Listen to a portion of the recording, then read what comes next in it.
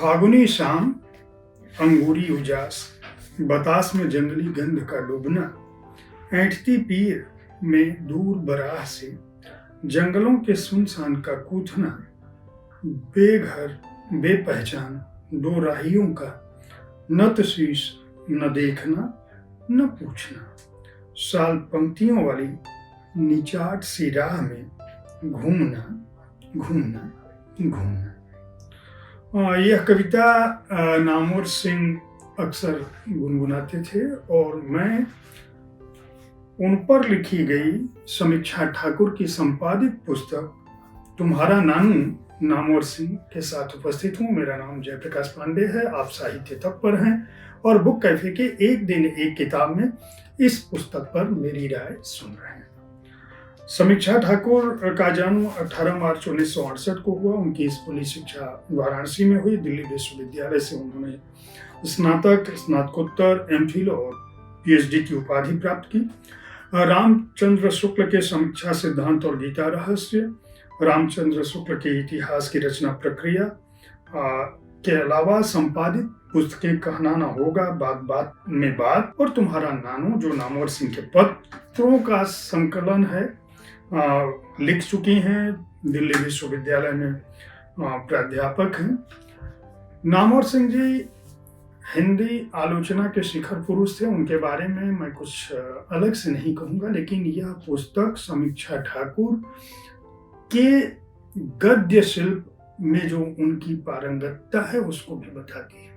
साथ ही वे जब संस्मरणों को याद करती हैं तो किस तरह से गद्य विधा में, स्मृतियों में और अपने विचारों में नामवर सिंह सबल थे, सक्षम थे और जिसने उनको शलाका पुरुष बनाया उसका भी भान देती है यह पुस्तक। एक तरह से यह पुस्तक धरोहर है और जिस क्रम में केवल 3 अध्याय इस पुस्तक में है। कुछ तो पैगाम ए जवानी और है, थी वो एक शख्स के तसव्वुर से और पत्र। ये 3 खंड हैं और 3 खंडों में समीक्षा ठाकुर ने जो कहा है, मुझे लगता है कि हिंदी साहित्य, हिंदी से प्रेम करने वाले हर व्यक्ति को पढ़ना चाहिए। पुस्तक की शुरुआत में वो जिस तरह का गद्य सौष्ठव है, मैं उसकी वानगी केवल इसको पढ़ के अगर सुना दूं कुछ हिस्से तो आपको समझ में आ जाएगा कि मैं क्यों यह बात कह रहा हूँ। देखे खत मुंह देखना है नामावर, कुछ तो पैगाम ये जबानी और है। अपने प्रिय शायर मिर्जा गालिब का यह शेर बोलते हुए मेरे नानू मेरे सिरहाने पत्र रख दिया करते थे। तज्जुब की बात यह है कि जब मैं उनसे दूर बनारस में रह रही थी तब तक उन्होंने मुझे पत्र कभी नहीं लिखा। अगस्त 1985 में उनका पहला पत्र मुझे बनारस में मिला, जिसे मैंने वहीं फाड़ कर फेंक दिया। लेकिन 1986 से पत्र लिखने का जो सिलसिला शुरू हुआ वह 2005 तक चला। यानी इस संकलन में 2005 तक, 1985 से 2005 तक के जो पत्र हैं वह शामिल हैं। इन पत्रों की अपनी एक भूमिका थी। चूंकि नामवर सिंह जी लगातार बाहर घूमते रहते थे, घर में बहुत कम टिकते थे और व्यस्तता उनकी ऐसी होती थी कि सुबह आते और शाम को कहीं निकल जाते। ये वो दिन थे जब नामवर सिंह हिंदी साहित्य जगत को एक तरह से अपने सौष्ठव से जीत चुके थे। अपनी क्षमता से, अपनी आलोचना से, अपने विचारों से, अपने व्याख्यानों से उनका डंका चारों तरफ बज रहा था। जेएनयू में वह प्रोफेसर हो चुके थे और ऐसी हालत में उनसे मुलाकात नहीं होती थी समीक्षा की। और वो जब भी आते तो कहते कि तुमको इस जगह जाना चाहिए, मैं इन लोगों से मिला, मैंने इन लोगों से बात की। समीक्षा ठाकुर उनकी बेटी हैं और जब वह उनको बताते थे तो ये होता था कि उन्होंने कहा कि आप जब जाते हो तो बार बार कहते हो कि मुझे यहाँ जाना चाहिए, वहाँ जाना चाहिए, मैं उनसे मिला, वहाँ ये चीज़ अच्छी है, तो आप इसे लिख के क्यों नहीं रखते हो। नामवर सिंह जी कहते थे कि मुझे डायरी लिखना पसंद नहीं, क्योंकि डायरी जो है वो रोजनामचा हो जाता था। तो बेटी और पिता के बीच इस बात का वादा हुआ कि नामवर सिंह जी जहाँ जाएंगे वहाँ से एक चिट्ठी लिखेंगे बेटी। और जहाँ भी वो जाते उन्होंने डायरी की बजाय चिट्ठियां लिखने का सिलसिला शुरू किया और मोबाइल आने तक यह सिलसिला चलता रहा। समीक्षा ठाकुर लिखती हैं कि ये पत्र भी हैं और उन दिनों की डायरी भी, साथ ही उनका टैक्स भी, वह टैक्स जो पिता अपनी अनुपस्थिति के चलते अपनी बेटी को चुका रहा था चिट्ठियों के रूप में। उन्होंने ये जो पत्र था कई बार वो भेज देते थे, कई बार वो लिख के अटैची में रखते थे और लाते थे, और जब भी समीक्षा ठाकुर से मिलते थे तो उनके सिरहाने रख देते थे। इन पत्रों में खास बात यह है कि इन पत्रों में बनारस, दिल्ली, जेएनयू परिसर, बीएचयू और नामवर सिंह जी के भाई काशीनाथ सिंह, रामजी सिंह तो हैं ही, बाकायदा श्याम मनोहर पांडे, डिम्सित और उनकी जर्मनी, सोवियत संघ, लंदन, नेपाल, मॉरिशस, पाकिस्तान और वियतनाम की यात्रा भी।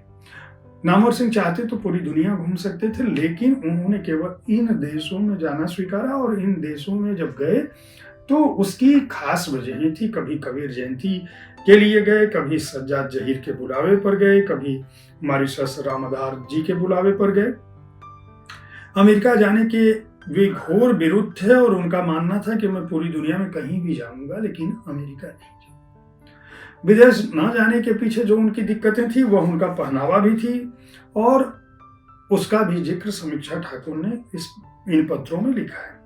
उन्होंने इस पत्र में जो विविधता हो सकती है उसके बारे में भी लिखा है। अपनी जो दोस्त यह पत्र विजयश्री बनकर, विजयश्री की शैली में भी उन्होंने लिखा था। शुद्ध संस्कृत निष्ठ भाषा बोलती थी समीक्षा की एक सहेली, जो अभी मुंबई के सुमैया कॉलेज में एसोसिएट प्रोफेसर हैं और बहुत इनकी करीबी थी। तो कई बार नामवर सिंह जी उनको चिढ़ाते भी थे, क्योंकि वो हर व्यक्ति को जी लगाकर बोलती थी। तो कभी ये भी कहती थी कि कुत्ता जी बाहर आए। इन पत्रों में उस दौर का पूरा समाज, हिंदी साहित्य जगत, उस साहित्य जगत के शलाका पुरुष, और किस तरह का समृद्ध आलोचना क्षेत्र था। यहाँ तक कि राजेंद्र यादव और नामवर सिंह एक दूसरे के कट्टर आलोचक थे, लेकिन उतने ही करीबी मित्र थे, इस बात का भी उल्लेख है। दोनों कोई अवसर एक दूसरे को के विचारों के विरुद्ध छोड़ते नहीं थे, लेकिन जब मिलते थे तो उनके बीच इस बात का मतलब इस तरह का मजाक होता था कि राजेंद्र यादव अगर फोन भी करते थे तो और कोई दूसरा उठा लेता था तो कहते थे उनका दुश्मन बोल रहा, और नामवर सिंह जी इस बात को समझ से आते थे कि किसका फोन होगा। रामदर्श मिश्र, निर्मला जैन, विश्वनाथ त्रिपाठी, नित्यानंद तिवारी, इन सभी लोगों से लेकर कोलकाता, नामवर सिंह की तमाम यात्राएं, उनके समूचे जीवन को, राजभाषा हिंदी को लेकर उनका जो विचार है, उस दौरान जो लोक सेवा आयोग कह सकते हैं या जवाहरलाल नेहरू विश्वविद्यालय की जो बात है, राष्ट्रभाषा राजभाषा का जो सवाल है, पाठ्यक्रम में जो चीजें शामिल हुई, उस समय के जितने भी रचनाकार हैं और नामवर सिंह की व्याप्ति कहाँ थी उसका जिक्र। एक बहुत मार्मिक खंड भी इन संस्मरणों में एक तरह से जो दो भूमिका नुमा हिस्सा है जिसमें समीक्षा ठाकुर ने लिखा है, उसमें नामवर सिंह जी के जीवन के आखिरी दिनों का जो उल्लेख है वो बहुत मार्मिक है। वो बताती हैं कि किस तरह से वह अचानक अतीत में चले जाते थे और कई बार ऐसे सवाल पूछ देते थे कि जिनका कोई उत्तर नहीं होता था। जैसे एक बार उन्होंने समीक्षा जी से पूछ दिया कि काशी और राम जी की पढ़ाई कैसी चल रही है। एक बार पूछा कि तुम इतनी दूर से, उनको ये भूल गया था कि ये दिल्ली में ही रहती हैं, उनको लगा कि ये बनारस से आई। बोले तुम कब आई? उन्होंने कहा कि मैं अभी आई हूँ। बोले इतनी दूर से गाड़ी चलाकर मुझसे मिलने? उनको लगा कि वो कार से बनारस से आई। इसी तरह से पूछा काशी और राजमोहन जी की पढ़ाई कैसी चल रही है? इन्होंने कहा अच्छी चल रही है। तो बोले कि खाक अच्छी चल रही है, क्या मैं जानता नहीं कि वो पढ़ाई में कैसे हैं? तो इस तरह की ढेर सारी बातें हैं।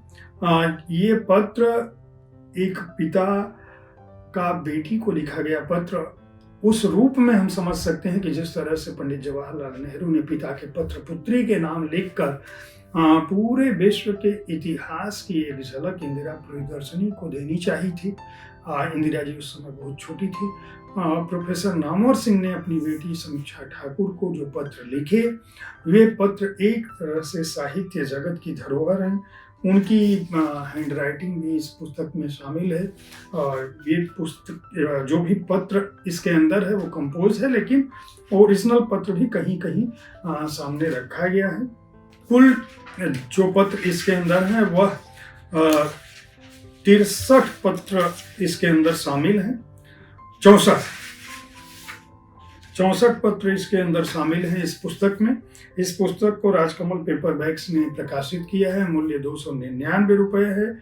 और अगर आप हिंदी के महान आलोचक नामवर के जीवन जगत को समझना चाहते हैं, उनकी दृष्टि, उनके विचार को समझना चाहते हैं, निजी जीवन को समझना चाहते हैं कि किस तरह से वे व्यक्तिगत बातचीत में भी हिंदी साहित्य के फलक को, उसके परिदृश्य को बढ़ावा दे रहे थे, तो यह एक पठनीय और संग्रहणीय पुस्तक है। इसे खरीद कर पढ़ सकते हैं।